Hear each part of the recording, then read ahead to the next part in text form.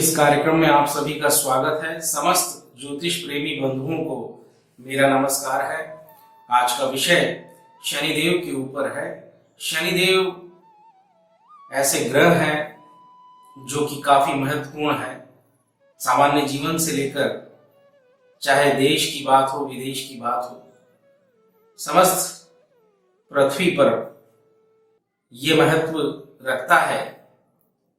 और ऐसे ग्रह जो जीवन में निरंतर बदलाव की ओर अग्रसर हैं। 2020 में जब मकर राशि में शनिदेव ने प्रवेश किया, उसके पश्चात अभी तक हम देख रहे हैं कि देश और दुनिया में कितने बदलाव हैं। आम जीवन से लेकर महत्वपूर्ण बिंदुओं पर अगर चर्चा की जाए तो बहुत ही परिवर्तन देखने को मिला है। हम शनिदेव को लगातार महसूस कर रहे हैं।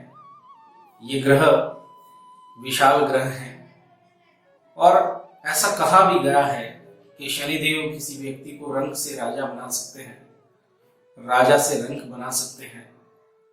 ऐसे महत्वपूर्ण ग्रह हमारी कुंडली में कहाँ बैठे हैं, किन ग्रहों से युति है, क्या परिस्थिति है, कहाँ दृष्टियां हैं, उच्च के हैं, नीचस्थ हैं, स्वराशिस्थ हैं, क्या अवस्था हमारी कुंडली में शनिदेव की है। शनिदेव से लोग भयभीत होते हैं। साढ़े साथी का जिक्र आता है, ढैया का जिक्र आता है, तो लगता है कि मानो कुछ अशुभ होने वाला है या जीवन की एक ठहराव वाली स्थिति बनती है। लेकिन जहां तक मेरा मानना है, शनि बदलाव को दर्शाते हैं, जीवन में स्थिरता को दर्शाते हैं, हमारी कार्य करने की शक्ति को, शैली को दर्शाते हैं। शनि चमत्कारिक ग्रह हैं, अपार सफलताएं देने वाले हैं। तो हमें प्रथम दृष्टया शनि से भय नहीं रखना चाहिए, बल्कि में हमें समझने की कोशिश करनी चाहिए कि वास्तव में इस ग्रह जो शनिदेव हैं, उनका कुंडली में क्या पर्याय है, क्या प्रभाव है, क्या उनका संकेत है। अगर हम इसको गहनता से विचार करेंगे तो कई तथ्य निकल के आते हैं, कई बिंदु निकल के आते हैं, जिन पर हम ज्योतिष को ध्यान में रखते हुए हमारे जीवन को बदलने की एक भूमिका का निर्माण होता है। आज हम विषय पर लौटते हैं तो ये देखते हैं कि मकर राशि में पिछले वर्ष शनि वक्री भी हुए, पुनः मार्गी हुए। कई राशियों पर इनका प्रभाव रहा, अच्छा रहा तो कहीं बुरा रहा, अशुभ रहा। संघर्ष, परेशानी, सफलताएं, इन सभी के इर्द गिर्द हमारा जीवन चला। आज 2022 का ये वर्ष, यहां पर शनिदेव को हम कैसे देखते हैं। शनिदेव 28 अप्रैल को कुंभ राशि में प्रवेश करेंगे। ये घटना अत्यंत महत्वपूर्ण होगी। कुछ राशियों के लिए राहत भरे समाचार है और वहीं कुछ राशियों के लिए अब चैलेंजेस, संघर्ष का समय रहने वाला है। हम वर्तमान में देखें तो शनिदेव मकर राशि में है, उनके साथ अभी वर्तमान में सूर्य मकर राशि में गोचर कर रहे हैं, साथ में बुध हैं। आने वाले समय में 6 मार्च को बुध आगे की ओर निकल जाएंगे। इसी बीच में शुक्र का भी प्रवेश मकर राशि में होगा, तो खूब ग्रहों का तालमेल रहेगा। पिछले वर्ष बृहस्पति शनिदेव की राशि मकर में ही शनिदेव के साथ ही वक्री हुए, नीच हुए और फिर वहां से वो पूरा वर्ष ही इस तरह का सामंजस्य चलता रहा। इस वर्ष कुछ नई दिशाएं हैं, कुछ नए योग हैं, कुछ नई बातें हैं जो हम आपके सामने अभी प्रस्तुत कर रहे हैं। शनिदेव ऐसे ग्रह हैं जिनके बारे में कुछ बातें मैं आपसे कर लूं। कुंडली में मकर राशि और कुंभ राशि के स्वामी शनिदेव हैं। शनिदेव की उच्च राशि तुला है, नीच राशि शनिदेव की मेष है जो कि मंगल की राशि है। तुला राशि शुक्रदेव की राशि है।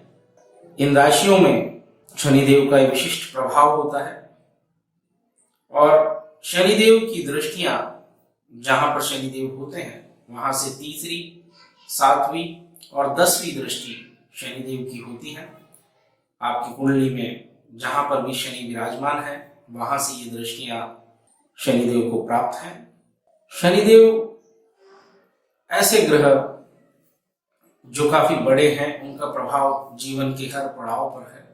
यह आपको बुद्धि, आपकी कार्य करने की क्षमता, कार्य में रुचि और किस प्रकार से आप सभी का ध्यान रख पाएंगे, इस प्रकार का नियंत्रण, मैं कहूं एक प्रकार का मैनेजमेंट, साधना, लगन, दूरदृष्टि, नैतिकता, सिद्धांत, ये अनेक विषय शनिदेव से जुड़े हुए हैं। आपके कैरियर से रिलेटेड, आपके कार्य क्षेत्र से संबंधित प्रभाव, नियंत्रण, इन सभी को दर्शाने वाले शनिदेव हैं और आपकी कुंडली में इनकी विशिष्ट व्याख्या है। तो कैसा रहेगा घटनाक्रम, हम ये देखते हैं। शनिदेव 28 अप्रैल को कुंभ राशि में प्रवेश करने जा रहे हैं।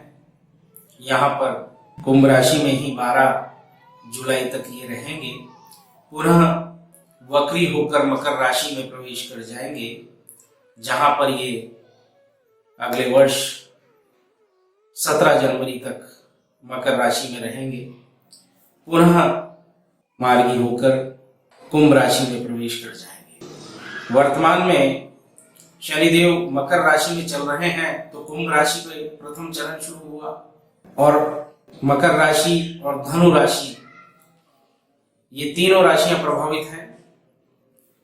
मिथुन और तुला पर ढैया शनिदेव की चल रही है। 28 अप्रैल के बाद कर्क राशि और वृश्चिक राशि पे ढैया प्रारंभ हो जाएगी। ये काल कुछ महीनों का रहेगा। पुनः 12 जुलाई को ये स्थिति फिर से बनेगी, जब वापस शनिदेव मकर राशि में आ जाएंगे। 17 जनवरी 2023 तक वही स्थिति रहेगी और फिर 17 जनवरी 2023 को शनिदेव कुंभ राशि में अंततः प्रवेश कर जाएंगे। फिर आगे की और अग्रसर होंगे। ऐसा घटनाक्रम, इनमें कौन सी राशियां प्रभावित होने वाली हैं और कहां कहां पर सावधानी और कहां कहां पर हमें ये देखना है कि शनि का प्रभाव कैसा रहेगा। काफी लंबे समय से मिथुन और तुला ढैया से जूझ रहे हैं। धनु, मकर और कुंभ, ये वर्तमान में शनि की 7.5 इन पर चल रही है। 28 अप्रैल के बाद में ये बदलाव आएगा कि ढैया कर्क पे और वृश्चिक पे शुरू हो जाएगी और वहीं 7.5 का प्रभाव मीन राशि तक बढ़ेगा और इधर धनु राशि को राहत मिलेगी। यहां से 7.5 समाप्त होने की ओर ये रूपरेखा बनेगी। तो इन सब शनिदेव के गोचर को देखें तो हम ये महसूस करेंगे, जहां जहां शनि देव की दृष्टियां थी, जहां जहां शनिदेव का प्रभाव था, उसमें एक बदलाव दिखाई दे रहा है। कर्क राशि और वृश्चिक राशि पर ढैया का प्रारंभ होगा और उधर मीन राशि पर शनि की 7.5 का प्रथम चरण शुरू होगा। ये हम आने वाले समय में देखेंगे। धनु राशि शनि की 7.5 से मुक्त होगी। तो इस प्रकार से शनि का ये गोचर रहने वाला है। मेरा आप सभी से इतना ही कहना है कि शनिदेव से भयभीत होने की आवश्यकता नहीं। ये जीवन में स्थिरता, बदलाव और आपकी जीवन जीने की लगन, किसी कार्य, किसी उद्देश्य के प्रति आपका रुझान, आपकी साधना, उन्हें अवश्य प्रेरित करने वाले शनिदेव हैं। हमें इतना अवश्य समझना होगा कि हमारी कुंडली में जो शनिदेव हैं वो कहाँ विराजमान है और उनका वहां पर स्थित होना किस प्रकार का हमारे जीवन में प्रभाव डालता है। अगर हमारी कुंडली में शनिदेव उच्च के हैं, अगर हमारी कुंडली में शनिदेव स्वराशिस्थ हैं, मित्र राशिस्थ हैं, कारक हैं, त्रिकोण में है, केंद्र में है, त्रिक भावों में है, उपचय भावों में है, कहाँ है, जहां पर है उसका क्या प्रभाव है, उसी के आधार पर हमें ये समझना चाहिए। तो जिनकी कुंडलियों में शनिदेव शुभ अवस्था में है, शुभ परिणाम दे रहे हैं, उन्हें शायद कोई बड़ी परेशानी का सामना नहीं करना पड़े। लेकिन जिनकी कुंडली में शनि अशुभ अवस्था में है या किसी प्रकार से पीड़ित कर रहे हैं, समस्याएं दे रहे हैं, तो उन्हें अवश्य ही शनिदेव के उपाय करने चाहिए। जिन जातकों के वर्तमान में शनि की महादशा चल रही है, अंतर्दशा चल रही है, उन्हें विशेष रूप से ये देखना है। यहाँ पर ये बदलाव नई राशियों पर होने वाला है। जैसे ढैया की बात करें तो कर्क और वृश्चिक राशि, इन्हें यहाँ पर सावधान होने की आवश्यकता है।